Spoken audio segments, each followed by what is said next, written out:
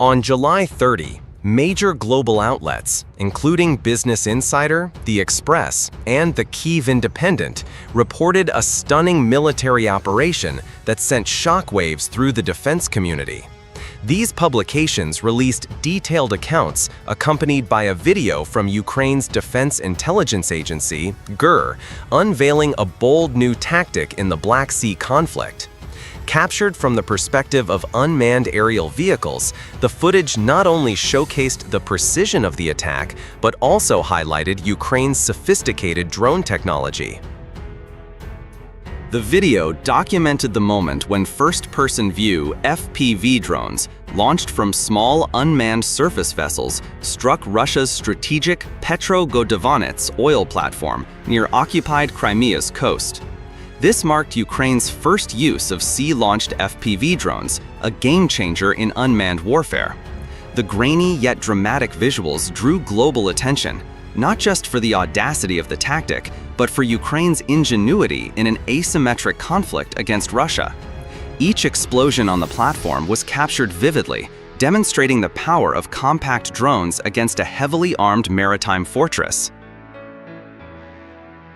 In early September 2024, at a covert command bunker hidden in abandoned industrial zones near Odessa's port, the elite Raven team, a GER Special Operations Unit, began planning a daring mission. Comprising drone pilots, technicians, and tacticians, the team was tasked with targeting the Petro Godovanets platform, seized by Russia in 2014 and repurposed as a Black Sea military surveillance and logistics hub. The operation demanded precision coordination and technical expertise under constant threat of detection. Located approximately 43 miles off Crimea's coast, the Petro Godovanets platform was a strategic asset, equipped with radar, communication systems, and a permanent security detail. Destroying it would disrupt Russian operations and send a powerful message about Ukraine's long-range strike capabilities. Roughly the size of a football field, the platform symbolized Russia's Black Sea dominance, making its targeting a strategic statement. Mission planning began with intelligence analysis. Satellite imagery and reconnaissance reports revealed the platform's defenses.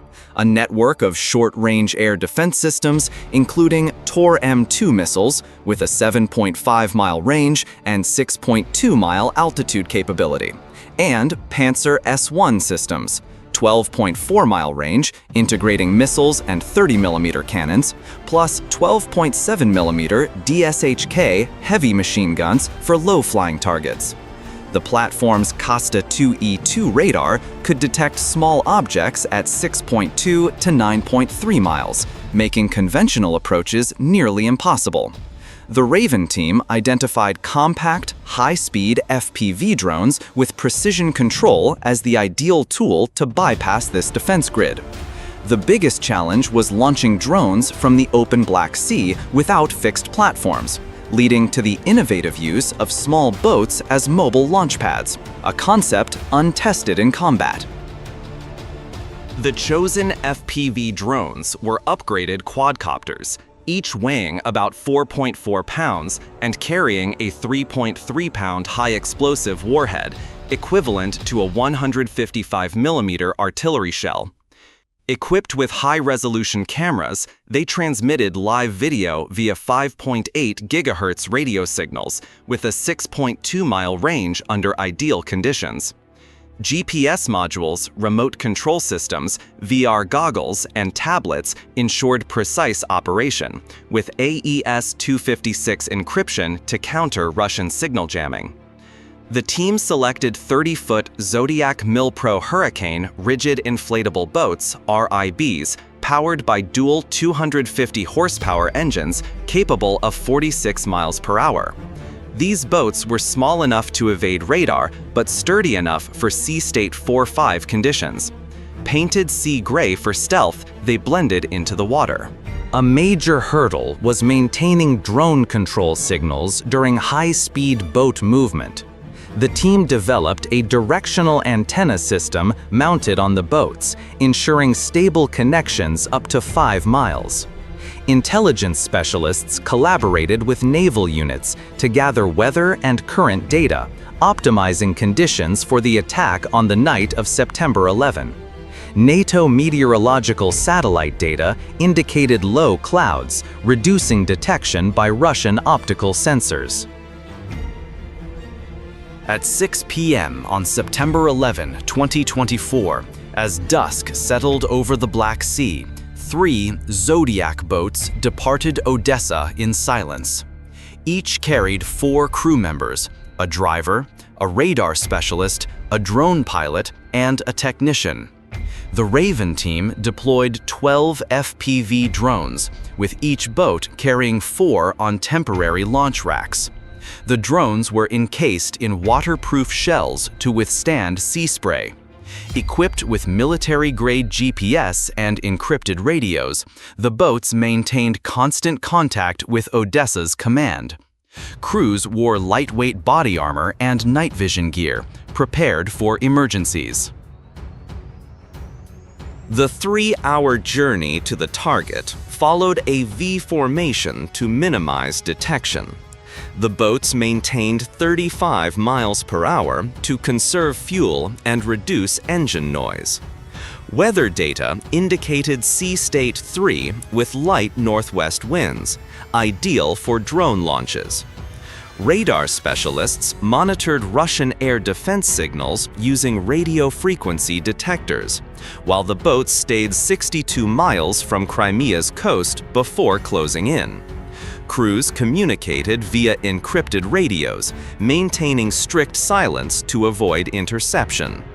At 12.4 miles from Petro Godovanets, the boat slowed to 11.5 miles per hour and activated electronic countermeasures. An ALQ-99 jamming system emitted false signals to confuse Russian radar. Drone pilots tested equipment, ensuring cameras and controls functioned. In the darkness, tablet and VR goggle screens cast faint glows as pilots prepared for the assault. Tension gripped the crews, each aware that a single error could doom the mission.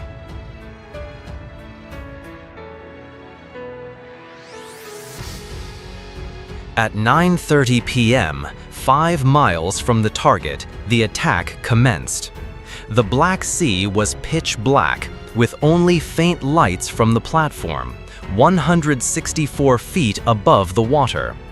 The Raven team launched all 12 drones in 3 waves of 4, spaced 30 seconds apart, to overwhelm Russian defenses. Pilots took deep breaths, hands gripping controls, ready for an unrelenting fight. The first 4 drones, launched from the lead boat and piloted by veteran Shadow, took off from manual racks before switching to autonomous flight. Traveling at 75 miles per hour, just 16 feet above the water, they evaded radar detection. FPV cameras showed waves below as the platform's lights grew clearer. Shadow, using VR goggles, steered the lead drone, with the others programmed in a triangular formation. His screen displayed red and green lines for distance and angle, the drone's engine hum mingling with the sea's roar. At 1.9 miles, Russian jamming signals hit the drones. The team activated anti-jamming protocols, switching to backup frequencies. The Kosta 2E2 radar detected the drones at 1.6 miles, triggering DSK machine guns. Red tracer rounds lit the sky, but the drones' low altitude and speed made them hard to hit. Shadow adjusted the lead drone's path for an angled strike on the platform's main radar. On the boat, technicians monitored signals, while drivers stabilized the vessels amid waves. At 1,640 feet, Shadow's drones struck a large radar antenna. its 3.3-pound warhead igniting a small fireball that shook the platform's core. The other 3 drones hit a DSK gun, a fuel storage area, and crew quarters. The sequential blasts disrupted defenses, paving the way for further strikes. Smoke and flames illuminated the platform, with explosions echoing across the sea. 30 seconds later, the second wave, led by pilot Viper, launched from the second boat. Russian forces activated the Panzer S-1, firing short-range missiles. 1 drone was destroyed 0.6 miles out in an aerial explosion, but the remaining 3 zigzagged to evade fire. Viper's swarm tactic created decoy targets, confusing defenses. His camera feed showed Russian missiles streaking past as he calmly adjusted drone paths through heavy fire. 1 drone targeted the platform's generator, powering radar and communications. The explosion caused a partial blackout, disabling the main radar briefly. The other 2 drones hit defensive positions, destroying another DSHK gun and damaging the helicopter pad. Black smoke rose as Russian troops scrambled, unable to counter the drone's speed. The final wave, led by Ghost at 9:32 p.m., targeted the weakened defenses. Drones flew at 33 feet, using smoke from prior blasts for cover. Ghost's drone struck the command center, destroying communication equipment. The other 3 hit an ammunition storage area, triggering a massive secondary explosion that shook the platform. A smoke column rose hundreds of feet, marking the attack's climax.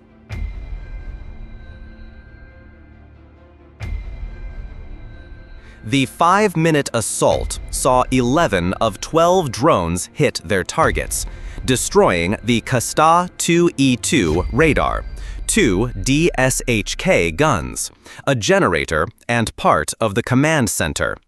GER reported significant personnel and equipment losses, disrupting Russian operations for weeks. Unverified damage estimates persisted due to limited independent data, but satellite imagery later showed heavy damage, with charred areas and destroyed radar equipment.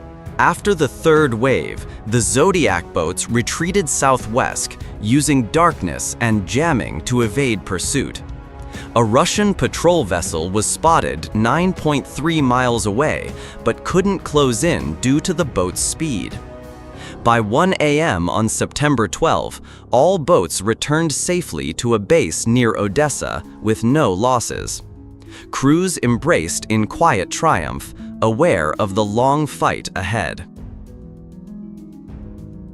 The September 11, 2024 attack was not just a tactical victory, but a testament to Ukraine's innovation in modern warfare. Sea-launched FPV drones opened a new chapter in naval combat, proving cost-effective technology could challenge larger forces. The operation signaled Ukraine's ability to strike Russian strategic assets anywhere in the Black Sea.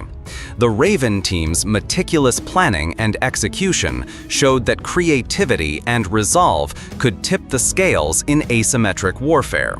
This mission weakened Russia and inspired Ukrainian forces, reinforcing their belief in victory against a formidable foe.